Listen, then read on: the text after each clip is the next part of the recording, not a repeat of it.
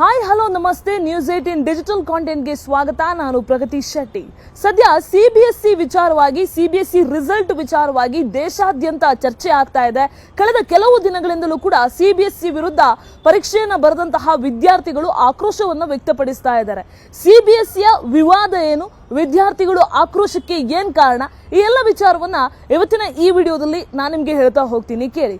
So CBSE result ಅಲ್ಲಿ ಪಾರದರ್ಶಕತೆಯನ್ನು ತರುವಂತಹ ಉದ್ದೇಶದಿಂದ ಈ ಶೈಕ್ಷಣಿಕ ಸಾಲಿನಿಂದ OSM ಅನ್ನ ಜಾರಿಗೆ ತಂದಿತ್ತು. OSM ಅಂತ ಹೇಳಿದ್ರೆ ಆನ್ ಸ್ಕ್ರೀನ್ ಮಾರ್ಕಿಂಗ್ ಸಿಸ್ಟಮ್. ಈ ಒಂದು ಸಿಸ್ಟಮ್ ಅಲ್ಲಿ ಶಿಕ್ಷಕರು ಈ ಹಿಂದೆ ಇದ್ದಂತಹ ಸಾಂಪ್ರದಾಯಿಕ ಪದ್ಧತಿ ಏನಿತ್ತು ಅಂದ್ರೆ ಮಕ್ಕಳು ಬರೆದಂತಹ ಪರೀಕ್ಷಾ ಪೇಪರ್ ಏನಿತ್ತು ಅದನ್ನ ಡೈರೆಕ್ಟ್ ಆಗಿ ಪೆನ್ ತಗೊಂಡು ಏನವರು ಅಂಕವನ್ನ ಪರಿಶೀಲನೆ ಮಾಡಿ ಹಾಕ್ತಾ ಇದ್ರಲ್ಲ, ಆ ರೀತಿಯಾದಂತಹ ಸಿಸ್ಟಮ್ ಇರೋದಿಲ್ಲ. ಆನ್ ಸ್ಕ್ರೀನ್ ಅಂತ ಅಂದ್ರೆ ಡೈರೆಕ್ಟ್ ಆಗಿ ಸ್ಕ್ರೀನ್ ಅಲ್ಲಿ ಬರುವಂತಹ ಆ ಮಕ್ಕಳ ಏನ್ ಎಕ್ಸಾಮ್ ಪೇಪರ್ ಬರೆದಿರ್ತಾರೆ ಅದು ಸ್ಕ್ರೀನ್ ಅಲ್ಲಿ ಬರುತ್ತೆ. ಅಂದ್ರೆ ಮಕ್ಕಳು ಎಕ್ಸಾಮ್ ಅನ್ನ ಬರೆದ ತಕ್ಷಣ ಆ ಮಕ್ಕಳು ಬರೆದಂತಹ ಆನ್ಸರ್ ಪ್ರತಿಯನ್ನ ಸ್ಕ್ಯಾನ್ ಮಾಡಿ ಕಂಪ್ಯೂಟರ್ಗೆ ಅಪ್ಲೋಡ್ ಮಾಡ್ತಾರೆ. ಕಂಪ್ಯೂಟರ್ ಅಲ್ಲಿ ಬರುವಂತಹ ಆ ಒಂದು ಪ್ರತಿಯನ್ನ ನೋಡಿ ಶಿಕ್ಷಕರು ಅವರಿಗೆ ಮೌಲ್ಯಮಾಪನವನ್ನ ಮಾಡ್ತಾ ಹೋಗ್ತಾರೆ, ಅಂಕವನ್ನ ನಮೂದು ಮಾಡ್ತಾ ಹೋಗ್ತಾರೆ. ಅಂದ್ರೆ ಕಂಪ್ಲೀಟ್ ಆಗಿ ಡಿಜಿಟಲೀಕರಣವನ್ನ ಮಾಡಿರುವಂತಹದ್ದು. ಇದು ಈ ಸಲ ದೊಡ್ಡ ಮಟ್ಟದಲ್ಲಿ ಬದಲಾವಣೆ ತರುತ್ತೆ ಅಂತ ಅನ್ಕೊಂಡ್ರೆ ದೊಡ್ಡ ಮಟ್ಟದಲ್ಲಿ ವಿವಾದವನ್ನ ಈ ಒಂದು ಸಿಸ್ಟಮ್ ತಗೊಂಡು ಬಂದಿದೆ. OSM ಸ್ಟಾರ್ಟಿಂಗ್ ಬಂದಂತಹ ಸಂದರ್ಭದಲ್ಲಿ ವ್ಯಾಪಕವಾದಂತಹ ಒಂದು ಒಳ್ಳೆ ರೀತಿಯಾದಂತಹ ಅಭಿಪ್ರಾಯ ವ್ಯಕ್ತ ಆಗಿತ್ತು. ಆದ್ರೆ ಈಗ ಹೋಗ್ತಾ ಹೋಗ್ತಾ ದೊಡ್ಡ ಮಟ್ಟದಲ್ಲಿ ವಿವಾದಕ್ಕೆ ಕಾರಣ ಆಗ್ತಾ ಇದೆ. ಯಾಕಂದ್ರೆ ಬಹುತೇಕ ವಿದ್ಯಾರ್ಥಿಗಳ ಆನ್ಸರ್ ಶೀಟ್ಸ್ ಅದಲು ಬದಲಾಗಿರುವಂತಹ ಆರೋಪ ಕೇಳಿ ಬರ್ತಾ ಇದೆ. ಒಬ್ಬ ಹುಡುಗನ ಆನ್ಸರ್ ಶೀಟ್, ವೇದಾಂತ್ ಅನ್ನುವಂತಹ ಒಬ್ಬ ಹುಡುಗನ ಆನ್ಸರ್ ಶೀಟ್ ಅದಲು ಬದಲಾಗಿರುವಂತಹ ವಿಚಾರ ದೇಶಾದ್ಯಂತ ದೊಡ್ಡ ಮಟ್ಟಕ್ಕೆ ಚರ್ಚೆಗೆ ಗ್ರಾಸ ಆಯಿತು. ಅದಾದ ಮೇಲೆ ಇನ್ನೊಬ್ಬ ಹುಡುಗ ಬಂದು ನಾನು ವೆಬ್ಸೈಟ್ ಅನ್ನ ಹ್ಯಾಕ್ ಮಾಡಿದೀನಿ ಅಂತೆಲ್ಲ ಹೇಳ್ದ. ಅದಾದ್ಮೇಲೆ ಸಿಬಿಎಸ್ಇ ಕೂಡ ಸ್ಪಷ್ಟನೆಯನ್ನ ಕೊಟ್ಟಿದೆ, ಯಾರು ಕೂಡ ನಮ್ಮ ಅಧಿಕೃತ ಪೋರ್ಟಲ್ ಅನ್ನ ಹ್ಯಾಕ್ ಮಾಡಿಲ್ಲ ಅಂತ. ಸೊ ಈ ಎಲ್ಲ ವಿಚಾರಗಳು ಚರ್ಚೆ ಆಗ್ತಾ ಇದೆ. ಆದ್ರೆ ಇದ್ರ ಮಧ್ಯ ಇಂತ ಒಳ್ಳೆ ಸಿಸ್ಟಮ್ ಅನ್ನೇನೋ ಜಾರಿಗೆ ತಂದ್ರು, ಬಟ್ ಆನ್ಸರ್ ಶೀಟ್ಸ್ ಹೆಂಗೆ ಅದಲು ಬದಲು ಆಯ್ತು, ವಿದ್ಯಾರ್ಥಿಗಳ ಕೈಗೆ ಹೆಂಗೆ ಎಕ್ಸ್ಚೇಂಜ್ ಆಯ್ತು ಅನ್ನುವಂತಹ ಪ್ರಶ್ನೆ ಹುಡ್ಕೊಂಡಿರುವಂತಹದ್ದು. ಸೊ ಇದನ್ನ ಕೆದಕ್ತಾ ಹೋದಂತಹ ಸಂದರ್ಭದಲ್ಲಿ ಬಹುತೇಕರು ಒಂದಷ್ಟು ವಿಶ್ಲೇಷಣೆಯನ್ನ ಮಾಡಿದ್ದಾರೆ. ಸಾಮಾನ್ಯವಾಗಿ ಆನ್ಸರ್ ಶೀಟ್ಸ್ ಅಲ್ಲಿ ಹೆಂಗಾಗಿರುತ್ತೆ ಅಂತ ಹೇಳಿದ್ರೆ ವಿದ್ಯಾರ್ಥಿ ಯಾರು ಏನು ಎತ್ತ ಅನ್ನುವಂತಹ ವಿಚಾರ ಗೊತ್ತಾಗಬಾರ್ದು ಅಂತ ಅವನ ಗೌಪ್ಯತೆಯನ್ನ ಕಾಪಾಡ್ತಾರೆ. ರೋಲ್ ನಂಬರ್ ಅನ್ನ ರಿಜಿಸ್ಟರ್ ಮಾಡಿರ್ತಾರೆ. ಆ ರೋಲ್ ನಂಬರ್ ಪಕ್ಕ ಆನ್ಸರ್ ಶೀಟ್ಸ್ ಅಲ್ಲಿ ಒಂದು ಬಾರ್ ಕೋಡ್ ಅಥವಾ QR ಕೋಡ್ ಅನ್ನ ಹಾಕಿರ್ತಾರೆ. ಅದನ್ನ ಸ್ಕ್ಯಾನ್ ಮಾಡಿ ಸಿಸ್ಟಮ್ಗೆ ಅಪ್ಲೋಡ್ ಮಾಡುವಂತಹ ಸಂದರ್ಭದಲ್ಲಿ ಈ ಬಾರ್ ಕೋಡ್ ಎ ಅನ್ನುವಂತಹ ಒಬ್ಬ ಹುಡುಗ ಬರೆದಿದ್ರೆ ಅದು ಬಿ ಅನ್ನುವಂತಹ, ಫಾರ್ ಎಕ್ಸಾಂಪಲ್ ಎ ಇರುವಂತಹ ಆನ್ಸರ್ ಶೀಟ್ಸ್ ಬಿಗೆ ಹೋಗ್ಬಿಟ್ಟಿದೆ, ಬಿ ಅನ್ನುವಂತಹ ಹುಡುಗ ಬರುವಂತಹ ಆನ್ಸರ್ ಶೀಟ್ಸ್ ಎಗ್ ಬಂದ್ಬಿಟ್ಟಿದೆ.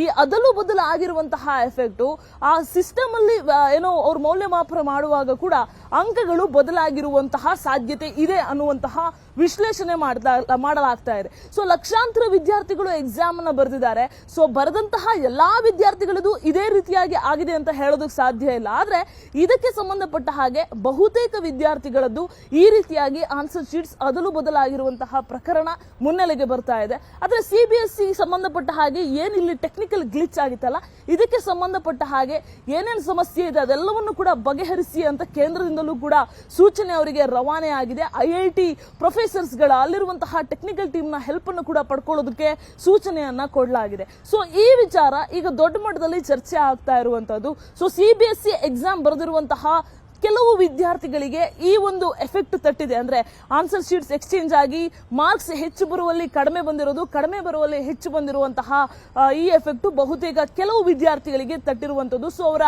ನೆಕ್ಸ್ಟ್ ಎಜುಕೇಶನ್ಗೆ ಅಂದ್ರೆ ಕೆಲವು ಅವರು ಮುಂದೆ PU ಆದ್ಮೇಲೆ ಏನ್ ಮಾಡ್ಕೊಳ್ಬೇಕಂತಿದಾರಲ್ಲ ಅಂತಹ ಕೋರ್ಸ್ಗಳಿಗೆ, ಕಾಲೇಜ್ಗಳಿಗೆ ಅವರು ಹೋಗೋಕೆ ಆಗದೆ ಈಗ ಸದ್ಯದ ಮಟ್ಟಿಗೆ ಒದ್ದಾಡ್ತಾ ಇರುವಂತಹ ಚಿತ್ರಣ ಕೂಡ ಕೆಲವು ಕಡೆ ಕಂಡು ಬಂತು. ಇದರ ಎಫೆಕ್ಟ್ ರಾಜ್ಯದಲ್ಲೂ ಕೂಡ ತಟ್ಟಿದೆ. ಹೆಂಗೆ ಅಂತ ಕೇಳಿದ್ರೆ CET ಎಕ್ಸಾಮ್ ನ ರಿಸಲ್ಟ್ ಏಪ್ರಿಲ್ 23 ಮತ್ತು 24 ಸುಮಾರು 3 ಲಕ್ಷಕ್ಕೂ ಅಧಿಕ ವಿದ್ಯಾರ್ಥಿಗಳು ರಾಜ್ಯಾದ್ಯಂತ CET ಎಕ್ಸಾಮ್ ಅನ್ನ ಬರೆದಿದ್ರು.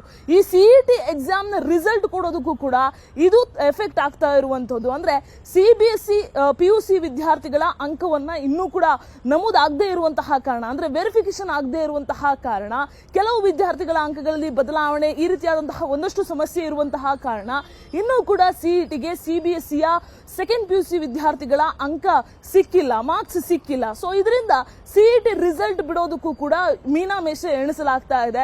ಮೂಲಗಳ ಪ್ರಕಾರ ಎಲ್ಲ ಸರಿಯಾಗಿದ್ದಿದ್ರೆ ಈ ವಾರಾಂತ್ಯದಲ್ಲಿ ಸಿಇಟಿ ರಿಸಲ್ಟ್ ಬಿಡಬೇಕಾಗಿತ್ತು. ಬಟ್ ಈ ರೀತಿಯಾದಂತಹ ಸಮಸ್ಯೆಗಳಾದಂತಹ ಹಿನ್ನೆಲೆಯಲ್ಲಿ ಸಿಇಟಿ ರಿಸಲ್ಟ್ ಕೂಡ ಇವಾಗ ಪೋಸ್ಟ್ಪೋನ್ ಆಗ್ತಾ ಇದೆ. ಸೊ ಬಹುತೇಕ ಮುಂದಿನ ವಾರ ಇಲ್ಲ ಜೂನ್ 2ನೇ ವಾರದಲ್ಲಿ ಬರುವಂತಹ ಸಾಧ್ಯತೆ ಇರುವಂತಹದ್ದು. ನಿರ್ಭೀತ, ನಿಷ್ಪಕ್ಷಪಾತ, ವಿಶ್ವಾಸಾರ್ಹ ಸುದ್ದಿಗಳಿಗೆ ಮತ್ತೊಂದು ಹೆಸರಾಗಿರುವ News18 ಕನ್ನಡ ಈಗ ಆಪ್ನಲ್ಲೂ ಲಭ್ಯವಿದೆ. ದಯವಿಟ್ಟು ಇಲ್ಲಿರುವ QR ಕೋಡ್ ಅನ್ನು ಸ್ಕ್ಯಾನ್ ಮಾಡಿಕೊಂಡು ಆಪ್ ಡೌನ್ಲೋಡ್ ಮಾಡೋದಕ್ಕೆ ಮರಿಬೇಡಿ. ನಿಮ್ಮ ಬೆಂಬಲ ಹೀಗೆ ಸದಾ ನಮ್ಮೊಂದಿಗಿರಲಿ. ಧನ್ಯವಾದ.